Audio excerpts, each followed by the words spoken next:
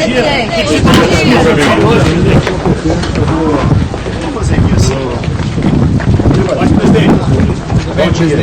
eu puder ficar aqui na sua, na segunda-feira, calma aí, o senhor está na frente. Calma aí. Na segunda-feira eu questionei o senhor esperava um julgamento mais jurídico ou político, todo mundo certo aí? Qual que é a opinião do senhor nesse momento? vamos lá. Vamos recordar os fatos, né? Em 2017, a chapa Dilma Temer foi julgada no TSE. Obviamente a Dilma já não estava na presidência porque ela foi cassada em 2016. E havia interesse da esquerda em cassar o Temer. E o TSE então julgou essa chapa. Bem, durante o julgamento houve um intenso debate se novos fatos, novas provas poderiam ser agregadas ao processo inicial movido pelo PSDB em 2015. E a discussão foi que essas novas provas não poderiam ser agregadas ao processo. Bem, logicamente, ficou frágil a ação e por 4-3 o TSE manteve a chapa Dilma Temer. E Temer continuou, então, presidente da República. Fato que permitiu ao Temer indicar depois o senhor Alexandre de Moraes para ser ministro do Supremo Tribunal Federal. Ou seja, se não fosse este julgamento, dessa forma, tirando as provas fora, Alexandre de Moraes não seria ministro do Supremo Tribunal Federal, porque o Temer teria cassado também. Bem, agora temos o fato, né, que por coincidência, ironia do destino, o senhor Alexandre de Moraes é presidente do TSE.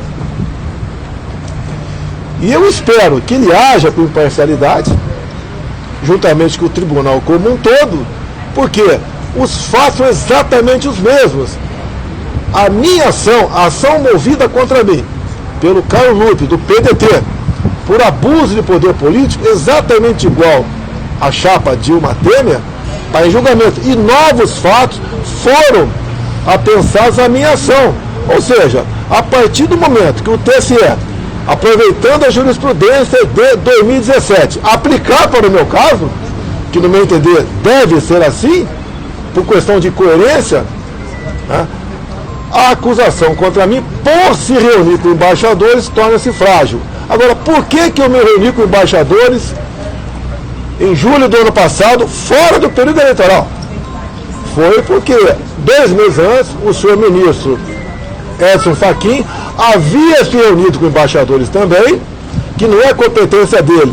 Reunião com embaixadores, tratar de política externa é competência privativa do presidente da República.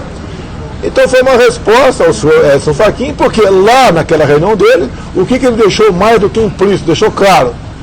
Isso faltava aí 5 meses aproximadamente para as eleições. Ele falou o seguinte: tão logo o TSE apresente o resultado, os senhores embaixadores devem, junto aos seus respectivos chefes de Estado, reconhecer imediatamente o ganhador das eleições.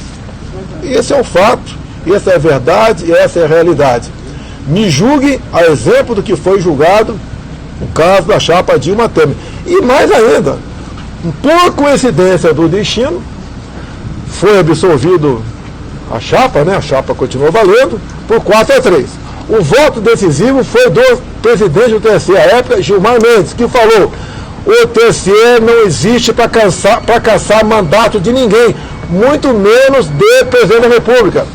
E um desses 4 votos, além do Gilmar, foi do senhor Tarcísio, que era ministro do Tribunal Superior Eleitoral, que votou com Gilmar Mendes.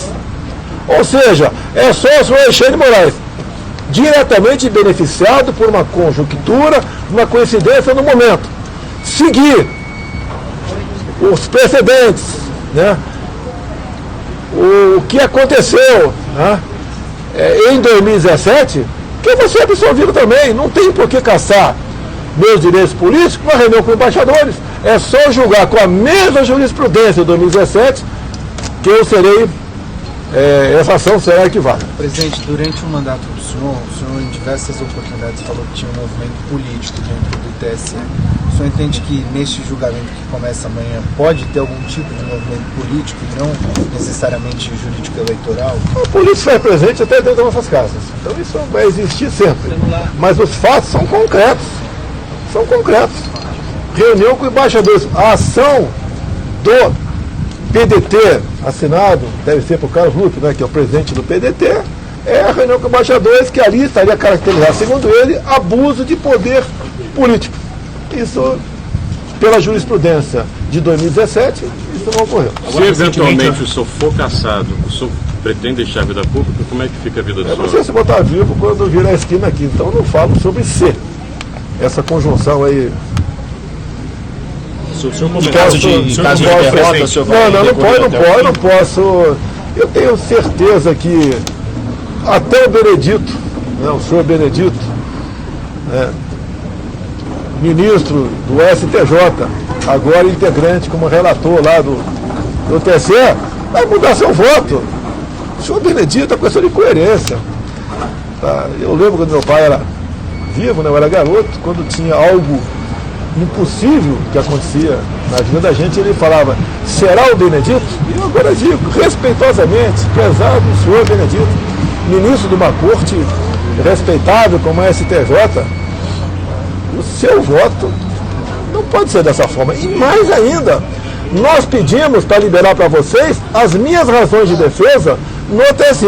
O senhor Benedito foi contrário.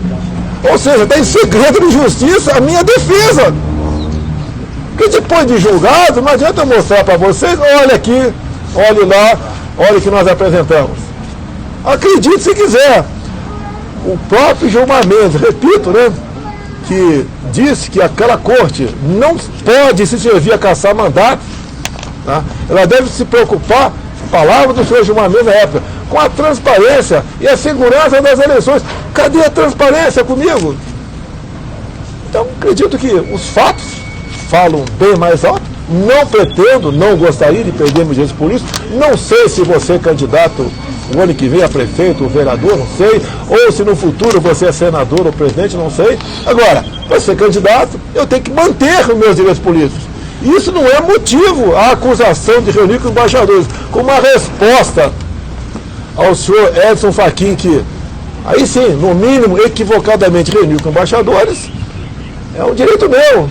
E reunir de forma aberta com os embaixadores. Não houve uma crítica, um ataque ao sistema eleitoral. Houve uma exposição da minha parte como funcionava as eleições no Brasil. O julgamento lá, presidente, não é somente sobre essa reunião. Incluiu recentemente esse documento, né, essa minuta encontrada. O senhor acha, só para finalizar, então, vamos lá, que também algumas falas do senhor, eles vão utilizar nesse julgamento? Olha, eu estou dizendo para você aqui que o TSE em 2017 não aceitou isso. Essas falas pode ser uma nova ação de... Poderia, né? Uma nova ação de investigação eleitoral. Né? Incluir nessa peça lá, não. Okay? Vamos seguir a mesma linha. Não pode a jurisprudência mudar de acordo com a cara de quem está sendo julgado. Ou de acordo com a ideologia, né? Que eu sou centro-direita, né? Outros são de centro-esquerda. Não pode mudar de acordo com quem sentar no banco ali. A jurisprudência é uma, isso não pode acontecer. Isso é péssimo para a democracia se eu for julgado de forma diferente do que foi a chapa Dilma Temer em 2017. Presidente, sobre o que você conversou com o seu filho Pablo Bolsonaro e os outros colegas aqui? Os deputados me acompanhando aqui, um amigo meu, tá? Eu expus isso para vocês aqui, lá em cima para eles. Se alguém tinha uma crítica, uma observação, algum deputado aí que quiser falar alguma coisa, aí fica à vontade, tá? São amigos, pô, tá? Eu continuo me sentindo um deputado federal.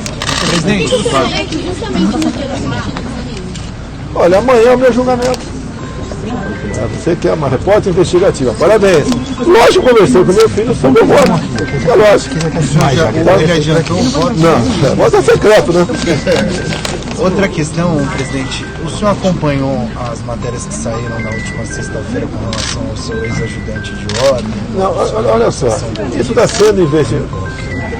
Olha, o Ives Gandra falou sobre isso, que aquilo teria sido, né, uma resposta a alunos da Escola de Comando do Estado-Maior do Exército em 2017. Agora, vocês podiam pedir para o senhor Alexandre Moraes, que a Veja publicou ali, como um furo de reportagem, a parte executória, né, do que seria a GLO, ou o artigo 42, ou o estágio de defesa, eu não sei.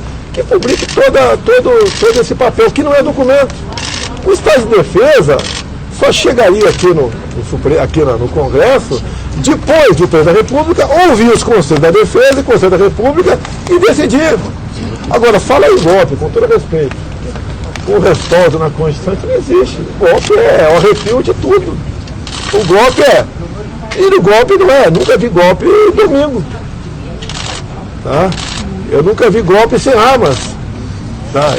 Eles aí estão querendo dar áreas de golpe o 8 de janeiro. Houve um ato de vandalismo, depredação, que são abomináveis, ninguém concorda com isso, mas tomada de poder, isso não existe.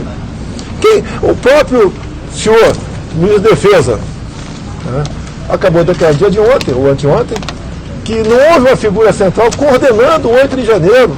Mais ainda, ele disse, que é uma pessoa bem informada, tá, José Múrcio, de que quem praticou esse vandalismo não foram as pessoas do acampamento. Quem são as pessoas do acampamento? No Brasil todo. Era pessoa de idade, chefe de família, com a bandeira nas costas, uma Bíblia na mão. Passavam orando 24 horas por dia. Acho que não tem o que falar. Eu lamento, ainda tem mais de 200 pessoas presas. Há poucos dias, há poucas semanas, conversei com uma pessoa do meu condomínio, e ele falou que estava tomando conta de seus filhos sozinho. Eu falei, ficou viúvo? Não, minha esposa está presa. Não tem cabimento essas prisões. Não tem cabimento um julgamento dessas pessoas, que devem ser julgadas, na última instância, tem que ser julgado na primeira instância. Cadê o processo legal? Ou vivemos a democracia ou não vivemos. Eu tenho 3 assessores presos. Não cabe, não se justifica a preventiva para esses casos, vai indo para 50 dias. Então, o capitão Forças Especiais, o sargento do BOP e o próprio coronel Cid, tá, que só poderia ser preso numa circunstância diferente daquela que ocorreu no caso do oficial preso, tá? Flagrante, tá? Você pode ver, não se justifica a prisão preventiva deles. Eles não podem destruir prova, não podem ter no processo. É um dos 3, não justifica isso. E nós estamos aqui aceitando, tá, que se passe por cima devido ao processo legal. Ou temos uma democracia ou não temos. Proibiu a visita até do pai. Ontem a visita do pai, do coronel Cid, que é um general da minha turma, não pode visitar o filho. A esposa do Max não pode visitá-lo porque não está vacinada. Pelo que eu sei, o passaporte vacinal não é cobrado mais em lugar nenhum do Brasil. Pelo que eu sei, pode ser que um lugar específico, né? E o local onde não morreu quase ninguém por Covid é os presídios. O senhor acompanhou ontem, presidente, a CPMI. O que o senhor achou? Qual é a sua avaliação? As respostas do Eu não pude ver na íntegra o depoimento do chefe da Polícia Rodoviária Federal. Tá? Agora eu vi algumas perguntas que não tem nada a ver com o 8 de janeiro. A CPMI tem um fato específico, 8 de janeiro. Tá? Ele não impediu ninguém de votar. Tá?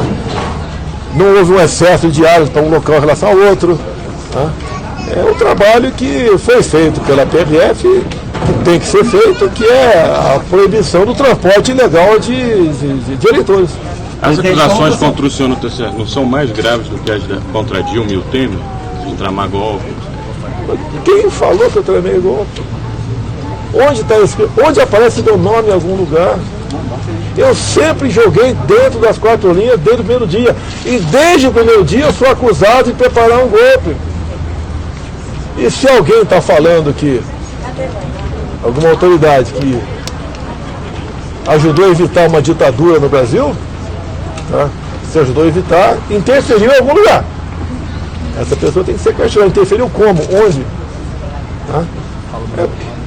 Como que o senhor avalia? Deixa eu rapidinho aqui, ó. Como que o senhor avalia a indicação do Zanin? Está sendo sabatinado É agora? privativo do presidente, como muita gente reclamou quando eu indiquei um terrivelmente evangélico para o Supremo, que levou 4 meses para entrar em pauta a sabatina dele. 4 meses. Tá?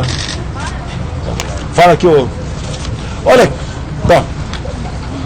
Nós Está estivemos, comigo em alguns processos aí. eu fui testemunha nesse processo do TSE e tive a oportunidade então de relatar que tanto eu como a deputada Bia, a autora da PEC do voto impresso à época, nós estivemos junto com o presidente do PDT, o senhor Carlos Lupe, partido ao qual nós respeitamos, que foi inclusive o primeiro partido da história do Brasil a defender o voto impresso em decorrência da tentativa de fraude, no caso Proconsult e no Brizola.